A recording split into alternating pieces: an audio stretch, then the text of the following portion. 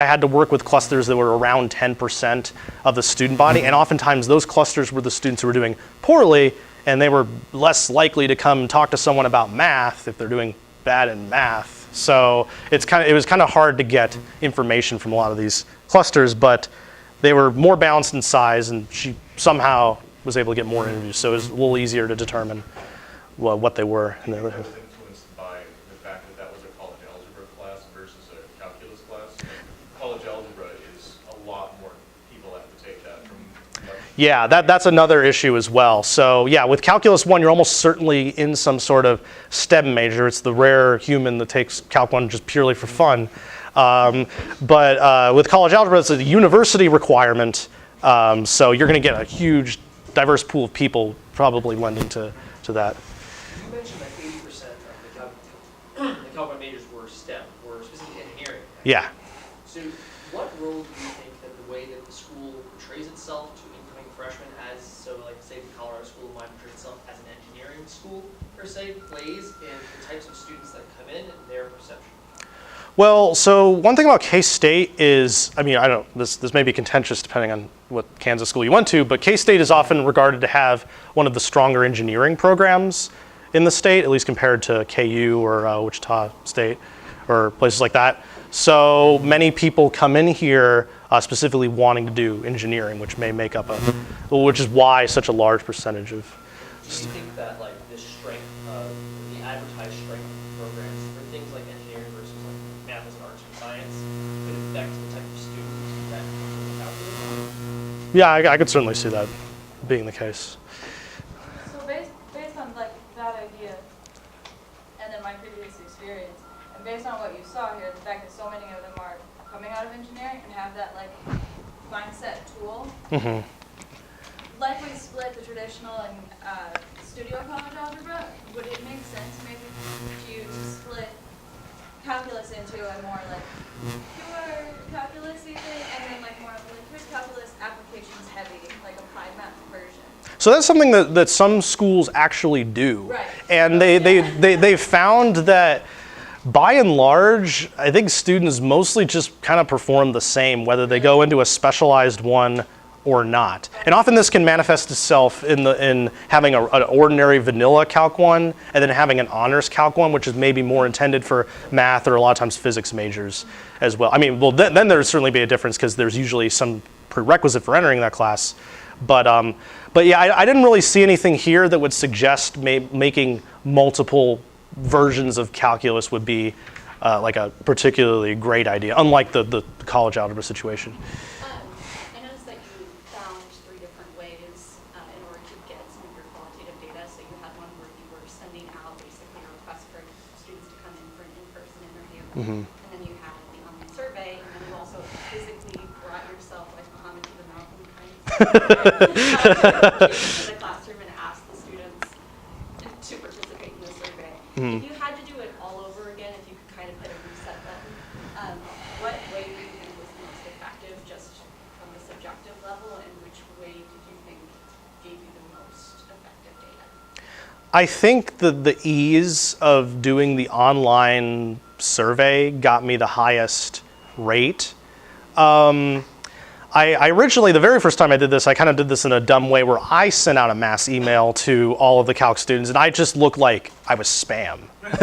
Because a lot of times at K-State, you get these emails directed to anyone. So at that point, I had a coordinator do it instead. And I did get a few more students, but I don't know. I'm still a little baffled by that, because I mean, if I were undergrad, I would offer $15 for 20 minutes. I've gone into a 30-minute study for $2 before, but I might just be cheap. But like, if I would do it over again, I would probably do a survey, an online survey again, because then I actually didn't even give them a reward at all. So I would probably do that in the future. Although it seemed like for the smaller pre-calculus class, they were more willing to do that. So I'm not entirely sure why that may be, but I would probably do an electronic survey again. And then I know this wasn't technically in the demonstration, but when you were putting together kind of lists of questions to ask the students, what kind of questions were you asking them? Because you presented the data about what your findings were from each of the different groups, and you were trying to Right. What kind of questions were you asking? Were they more generalized or kind of more specific ones? Sort of both. I began literally every interview that I ever did asking the question, what do you think math is all about? Which about half the time they're like, what? What does that even mean? So I tried to like get them to explain what they even viewed math as. And then I asked a bunch of questions asking about their study habits. And I asked questions about, also about like their coping. Like for example, I usually ask the question, if you encounter a difficult problem, what do you do in that scenario? Because part of the bailout pre-calculus's theme was improving their optimism and confidence and in the face of difficulty. So I asked a lot of stuff like that. I also, in the first semester I did the interviews, I also included some simple calculus questions to assess their actual ability in the course. I asked conceptual questions like describe in your own words what a limit is, and then I asked like one or two just procedural questions. The procedural questions correlated strongly to their grade, of course, but it was a little disturbing in that the conceptual questions responses did not. So there were many students who claimed that they were getting an A, but also could not give me a satisfactory response of what a limit is. So I did have questions like that as well, at least in the beginning.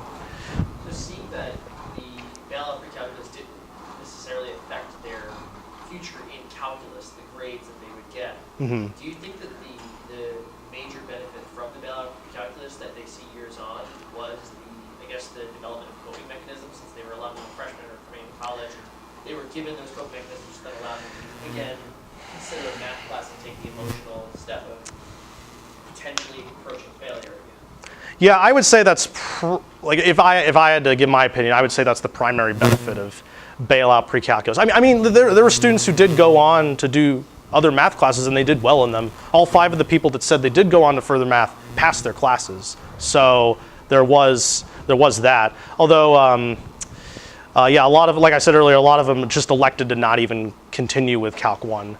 But they were able to succeed in business calc, which is commonly deemed not to be as difficult as Calc 1, but it's still math, and if you're still afraid of math, you may have a hard time with it. So overall, I agree. I think the primary benefit of bailout pre-calculus was the psychological one, and believing that they actually can succeed in mathematics even though they failed originally. And in fact, to go off of that, it's not actually, I looked in the literature, and it's not uncommon for for pre-calculus in general in college to not be effective at producing better results in Calculus 1, though a lot of that, again, is selection bias, because if you're the type of person that enrolls in pre-calculus in college, you're more likely to be a student that has maybe a weaker background. So even though this didn't strongly improve Calculus 1 success, that's not atypical of other pre-calculus classes. Oh, yeah. So you said people were determined to be in the bailout pre-calculus, but whether or not they failed the first exam? You get a D or an F. Okay. I think at least in the first semester we did this. If you got a D, you were supposed to like talk to your TA about it and determine whether it was a good idea. And if they signed off on it, then you got into bailout pre-calculus. But if you got an F, you were automatically invited.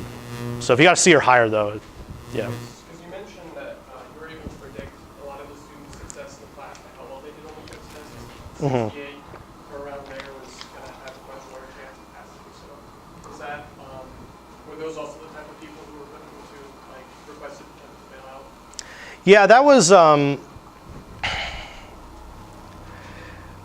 yeah, so there were semesters, one flaw with what I did with that kind of transition was that at the end of the semester, the students who chose to bail out were no longer in that group. So the bailout did conflict a bit with my analysis of the clustering, but those are the types of students that would be more likely to be in bailout pre-calculus. Is there a range for the students? Because 68 seems to be that dividing line. What about those students who kind of fall in that 68 to 73 line, who just kind of scrape by? Is there any kind of data around the students that were not necessarily prompt for bailout, probably could? So they like got a C maybe on the first midterm? C minus, and then survived, but did not perform really adequately. Well, some of the students in that cluster 4 actually did okay on the first midterm, but despite that, it was still a very good predictor of doing poorly in the class as a whole. Even you may be a student in cluster 4, for example, that did poorly you did okay on the first midterm, but you still ended up getting a bad grade. Like there were actually a fair amount of students like that. Oh yeah. Did you look at any sort of correlation between the majors and clusters, like 80% engineering? There was, I did look at that. It was either, like almost everyone was an engineer, so it was kind of hard to pick that apart. But there were times where like there were the really tiny clusters where I got small numbers of people coming in for interviews, and both of them were not engineering majors, but I figured that the samples I got were so small that I really couldn't conclude anything from that. So I didn't really notice anything particularly interesting in that avenue.